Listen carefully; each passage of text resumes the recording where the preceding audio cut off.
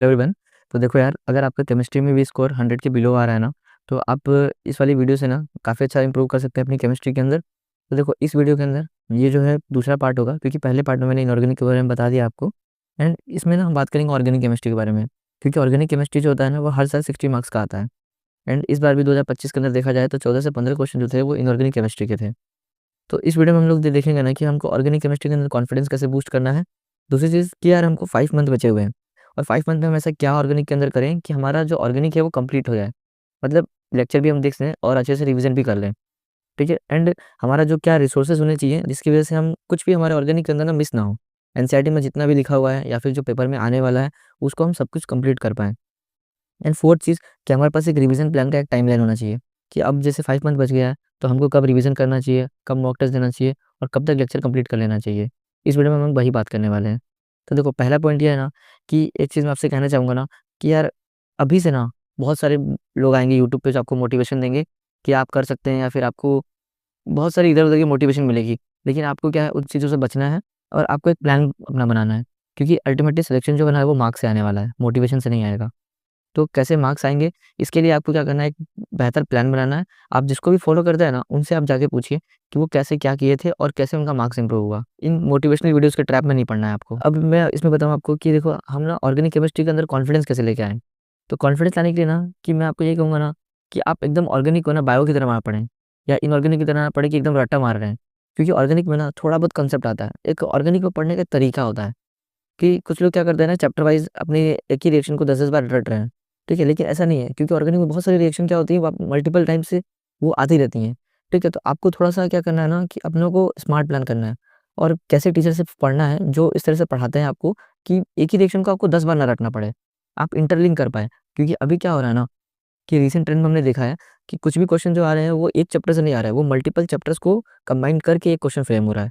तो अगर आप इंटरलिंक करके नहीं पढ़ना सीखेंगे, तो वो क्वेश्चन आपसे नहीं बनेगा। तो देखो, ऑर्गेनिक केमिस्ट्री को मैंने 3 सेक्शन में डिवाइड किया था, कि मेरा एक सेक्शन था जो कि कंसेप्चुअल था, दूसरा सेक्शन जो था मेरा वो नेम रिएक्शन का था, एंड तीसरा जो था मैंने वो रखा था केवल थियरी के लिए, कि मतलब कुछ ऐसे क्वेश्चन होते थे जो फिजिकल प्रॉपर्टी से आते थे, कुछ ऑर्डर से आएँगे, कुछ एक्सेप्शनल होंगे, जो कि मैंने क्या किया था ना, मैं देखता था हर साल ना 2 या 3 क्वेश्चन ऐसे थियोरेटिकल आ रहे हैं, जो एसोसिएशन रीज़न या स्टेटमेंट वाइज़ आ रहे हैं।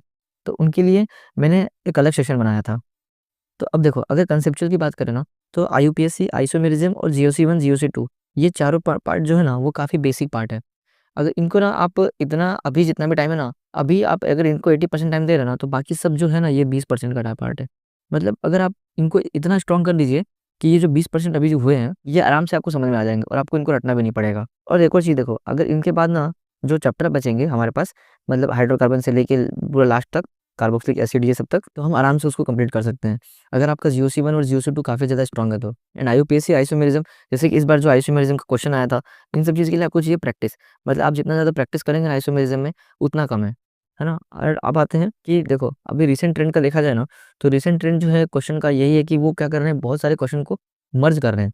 मर्ज करने के बाद उनको एक क्वेश्चन प्रोड्यूस कर रहे हैं, ठीक है? तो अब देखो, आते हैं कि हमको ना पूरा सिलेबस जो है ना 5 मंथ में कंप्लीट कैसे करना है। तो कंप्लीट इस तरह करना है कि सबसे पहली बात, मेरी इस एडवाइस को आप एकदम लिख के रख लो कि आपको क्या करना है, एक टीचर पकड़ना है।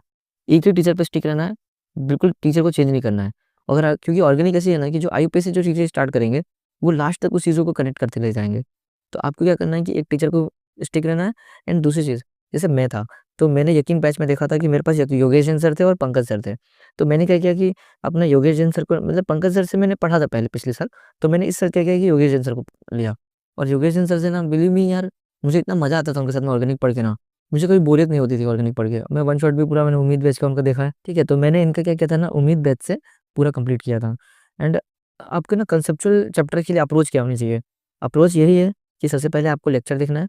लेक्चर के बाद आपको क्या करना है कि नोट्स रिवाइज़ करने हैं, ठीक है? नोट्स का रिवीजन ऐसा था कि मैं कुछ चैप्टर के नोट्स बनाता था, शॉर्ट नोट्स जिनसे बनते थे, या फिर मैं क्या करता था ना कि उन नोट्स का पीडीएफ निकालता था और पीडीएफ से पढ़ता था।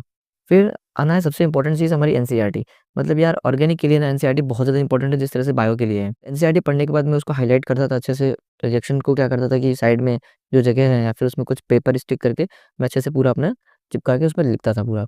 फिर एनसीईआरटी के क्वेश्चन काफ़ी ज़्यादा इंपॉर्टेंट है। वो भी कौन से क्वेश्चन? इन टेक्स्ट क्वेश्चन, एग्जाम्पल। ये जितने भी क्वेश्चन दिए हुए हैं ना, ये सारे के सारे क्वेश्चन सीधे एग्जैक्ट उठ के आते हैं पेपर में। फिर हम लोग आते हैं कि क्या करना है, हमको पीवाईक्यू करना है। पीवाईक्यू यार, आप बिलीव करो कि अगर आपने एनसीईआरटी के क्वेश्चन कर रहे थे ना अच्छे से, तो आपको सारे पीवाईक्यू वही मिलने वाले हैं। ठीक है, कोई कुछ नया नहीं मिलेगा आपको। डेली आपको क्या करना है ना कि 2 घंटा आपको टाइम निकालना है ऑर्गेनिक केमिस्ट्री के लिए।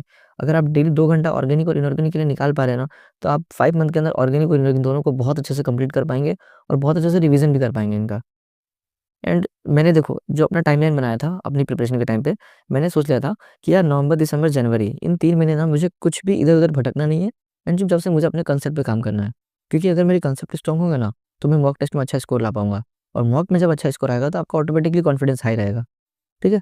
तो आपको क्या करना है कि फ़ेब, मार्च और अप्रैल में आगे चल के रिवीजन, पीवाईक्यू, मॉक टेस्ट और मिस्टेक कॉपी आपको बनानी है अपनी। फिर देखो क्या होता है ना कि इसके बाद आपको क्या करना है ना, ये पहला पार्ट था मेरा, इसमें मैंने इतना ही किया था। दूसरी चीज़ जो मेरा सेकंड पार्ट है रिएक्शन कॉपी वाला, तो मैंने क्या किया था ना कि रिएक्शन और जितने भी मेरे फैक्ट थे, उनको मैंने एक अलग से कॉपी बनाई और उसमें मैं लिखने लग गया। ताकि मैं एक छोटी-सी कॉपी थी मेरी वो, 10 पेज की कॉपी थी जिसमें सारे रिएक्शन आ गए थे और उसके बाद मैंने सारी उनको बार-बार पढ़ता था तो सारी चीज़ें याद हो गई थी। रिटायर्ड रिएक्शन, रीमर-टीमर ये सारी सारी चीज़ें मेरे को याद हो गई थी। अपनी रिएक्शन कॉपी को अपने टेलीग्राम पे अपलोड करूँगा जिससे कि आप देख पाएँगे कि हाँ, मैंने कैसे अपनी रिएक्शन कॉपी बनाई थी। फिर आते हैं कि एनसीईआरटी को पढ़ना कैसे है? तो देखो मैंने एनसीईआरटी को कैसे किया था ना, आप देख सकते हैं कि इसी तरह से मैंने हाइलाइट किया था पूरे अपने ऑर्गेनिक को, ठीक है? एंड ये है कि सबसे अच्छी चीज़ ये भी है ना कि कुछ-कुछ ऐसी रिएक्शन होती है जो कि सर टीचर हमारे मैकेनिज़्म में बताते हैं। तो हम क्या करते मैं इसको क्या करता था ना, एक ही जगह कंपाइल कर लेता था, है ना? एंड ये देखो पाई बॉन्ड का कुछ नहीं करता है, ऐसे हिंदी में भी लिख लेता था उसको। फिर आते हैं इटार्ड रिएक्शन, इटार्ड रिएक्शन की पूरी मैकेनिज़्म दी हुई है, इसका इंटरमीडिएट दिया हुआ है, इसको हाइलाइट कर लिया मैंने। एंड उसके बाद मैं बताऊँ कि यार इसका ना क्या कहते हैं कि देखो मैंने पीवाई को टैग करा था कि 2021 में ये इसका इंटरमीडिएट पूछा गया है। हैं? और फिर आते हैं बेंज़ल्डिहाइड, जैसे ये हो गया, ये बेंज़ल्डिहाइड बनता है एंड उसके बाद में आते हैं कि ये देखो ये रिएक्शन थी, तो इसमें क्या है मुझे लगता था कि हाँ, इटार्ड रिएक्शन है, तो मैं इसका इटार्ड का भाई लग नाम रख दिया था मैंने, कि इसका भी इसका इंटरमीडिएट कुछ अलग बनता है, तो वो मुझे याद रखना था। एंड फिर क्या कहते हैं कि कॉपर +2 होता है, ये देखो थ्योरी में लिखा हुआ है क्यू प्लस क्लोराइड, तो मैंने इसको पाई साइड में लिख लिया। फिर ये टॉलुइन वाला क्वेश्चन ये 2020 में आया था, तो मैंने वो देख लिया, गटरमैन रिएक्शन हो गया, तो मैं इसको ऐसे ही पढ़ता था पूरी अपनी ऑर्गेनिक को। एंड उसके बाद देखो यार ये ना आपको कुछ ना कुछ करना पड़ेगा कि जैसे ना हमको मैकेनिज़्म पढ़ाया जाता है कि LiLH4 जो होता है वो रिड्यूस करता है एसिड को और एज़ वेल एज़ कीटोन को। तो ये मैंने ऊपर लिख लिया ताकि मैं जब रिवीज़न करूँगा, तो जब भी LiLH4 मुझे रिजल्ट दिखेगा तो मैं सब कुछ कंप्लीट कर लूँगा उसको। फिर आता है NaBH4 पे, तो NaBH4 जो है एसिड और ईस्टर का नहीं करता है, तो ये भी मैंने कर लिया उसको। तो इससे क्या होता है कि जब भी हम बार-बार रिवीज़न करेंगे ना तो वो चीज़ हमको दिख जाएँगी बार-बार। तो इससे हमारा अच्छा हो जाएगा। फिर देखो KMnO4 स्ट्रॉन्ग ऑक्सीडाइजिंग एजेंट होता है, KClO3 माइल्ड ऑक्सीडाइजिंग एजेंट होता है एंड फिर PCC जो होता है वो हमारा माइल्ड ऑक्सीडाइजिंग एजेंट होता है। तो इन सब चीज़ों को मैं साइड में लिख के रखता था ताकि मैं रिवीजन दोबारा कर पाऊँ, है ना? एंड देखो मैंने यहाँ से क्वेश्चन गलती किया था, इसलिए मैंने यहाँ डेंजर का साइन लगा दिया, क्योंकि मेरे से क्वेश्चन गलत होते थे ये सब। फिर ब्लू बुक्स को भी नहीं छोड़ना है हमको, तो मैं ऐसे ही अपनी पूरी पढ़ता था। एंड आते हैं देखो अब मैं आता हूँ कि देखो एनसीईआरटी के सारे रीजन जब भी होते हैं ना, वो मुझे याद है कि शायद वही 70 टू 80 रीजन है जिनको कि आपको याद रखना है और वही फ्रीक्वेंट आते रहते हैं। तो अगर ये रीजन आपको याद है ना, तो एक चैप्टर से 10 क्वेश्चन भी बनेंगे ना, या फिर 10 चैप्टर को मिला के भी अगर एक क्वेश्चन बनाया जाएगा, तो आपको वो क्वेश्चन आराम से सॉल्व हो जाएगा। बस आपको रीजन के सारे काम याद होने चाहिए। एंड फिर एक और बहुत अच्छा इंपॉर्टेंट सेक्शन है वो फिजिकल प्रॉपर्टीज़ का। हर चैप्टर के ना कुछ सेक्शन दिए हुए हैं फिजिकल प्रॉपर्टीज़ के। जैसे देखो यार, ये जो सेक्शन दिया हुआ था फिजिकल प्रॉपर्टी का, इससे ना 2022 में बहुत डेडली क्वेश्चन आया था। ठीक है? कि यहाँ पे ना पूछा जा चुका था कि यहाँ पे बहुत अच्छे से पूछा गया था कि देखो the boiling point of aldehyde and ketone are higher than the hydrocarbon, ये सेशन था। एंड ईथर, ठीक है? As compare to molecular masses.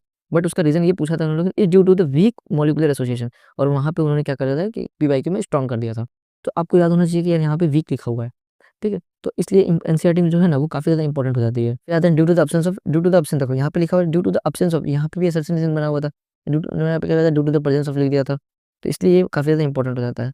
फिर मैं बताऊँ कि जो मेरे रिसोर्सेज़ थे वही थे। मैंने योगेशन से पढ़ा था, नोट्स पढ़ा था, पीवाईक्यू देखा एंड फिर एनसीईआरटी, केवल एनसीईआरटी पे स्टिक था मैं और एनसीईआरटी के ही क्वेश्चन करता था। पीवाईक्यू तो पीआई था और उसके बाद एनसीईआरटी के ही क्वेश्चन बार-बार करता था। तो आपको भी बस यही पढ़ना है, बहुत कुछ ज़्यादा एक्स्ट्रा एडवांस नहीं पढ़ना है। लोगों को ना एक ट्रस्ट नहीं है कि यार इतनी सी कम चीज़ों को करके भी कोई सेलेक्ट हो सकता है क्या? तो यार बिल्कुल हो सकता है और मैंने पर्सनली बताया, मैंने पर्सनली ही इतना ही किया था ऑर्गेनिक में, ठीक है? एंड सबसे अच्छी चीज़ बताना कि यार प्यूरिफिकेशन ऑफ ऑर्गेनिक कंपाउंड को मिस मत करना, क्योंकि इससे ना हमेशा 2 से 3 क्वेश्चन आने वाले हैं, क्वालिटेटिव एनालिसिस, क्वांटिटेटिव एनालिसिस, और जो डुमा का और क्लियरल का जो क्वेश्चन दिया हुआ है बॉक्स में, उसके तो आपको डेटा ही याद होना चाहिए, क्योंकि सीधे-सीधे क्वेश्चन वही उठ के आ जाएगा एग्ज़ाम में। एंड उसके बाद मैं आता हूँ कि वही बोलूँगा कि यार अभी गिव अप मत करो, क्योंकि आपको गिव अप तभी करना है ना जब नीट का एग्ज़ाम खत्म हो जाए। आपको नीट के एग्ज़ाम तक एकदम लगा रहना है। एंड दूसरी चीज़ यार, कि मोटिवेशनल वीडियो देखकर ना अपना टाइम वेस्ट मत करो यार अभी, ठीक है? मैं देख रहा हूँ कि बहुत सारे लोग, या फिर मेरे टाइम पे भी था, तो मैं देखता था कि मेरे साथ वाले लोग जो थे, वो लोग हमेशा मोटिवेशनल वीडियो 5 मंथ, 4 मंथ, हर दिन, हर वीक में मोटिवेशन वीडियोज़ आएँगी। तो आप कब तक देखोगे ये सब? अल्टीमेटली करना आपको खुद है। जो आपको मोटिवेशन दे रहा है वो खुद आगे तो कुछ करने वाला है नहीं। तो आपको खुद करना है और आप कर लेंगे। आप अपने पे बिलीव रखिए, आप कर लेंगे। अगली वीडियोज़ में हम फिज़िकल केमिस्ट्री की बात करेंगे, जो कि मेबी कल या परसों आ जाए, ठीक है? तो आप उसको अच्छे से फ़ॉलो कीजिएगा और केमिस्ट्री में आप आराम से 160 और 170 मार्क्स आराम से अभी भी ला सकते हैं। Thank you so much.